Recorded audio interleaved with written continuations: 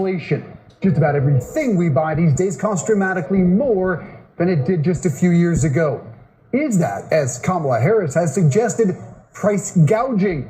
Let's discuss with the editor of The War on Prices how popular misconceptions about inflation, prices, and value create bad policy. Ryan Bourne. Ryan, good to see you, my friend. Thanks so much. Your book, it debunks popular myths about inflation. What is the biggest myth? Well, the biggest myth really is that inflation is driven by a host of malevolent actors and price gouging businesses across the economy. Inflation, really results from a fundamental imbalance between the amount of money in circulation being spent and the amount of production going on in terms of goods and services by businesses. And the simple truth is that most of the inflation, the vast majority, I estimate around 80% of the kind of excess inflation we've seen since 2020 has really been driven by expansionary macroeconomic stimulus, monetary and fiscal stimulus here in Washington, D.C.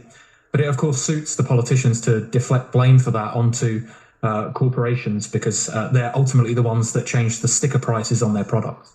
So just to back up, for the audience that's just trying to consume all that, are you saying it's strictly government spending and the Federal Reserve that causes inflation?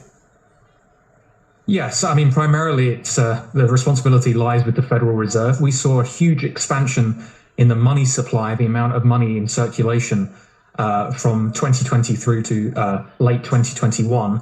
And that takes some time to filter out through the economy. And you add to that the fact that federal government is borrowing vast amounts, in effect dropping money into people's accounts through all that pandemic stimulus spending. And there's simply much more money in circulation being spent on goods and services. And when you have that big increase in demand for products and the economy isn't producing more or isn't able to produce that much more, that increase in demand drives up prices across the economy. And that takes some time to play out. So that's why we've seen kind of elevated inflation over the past 3 years.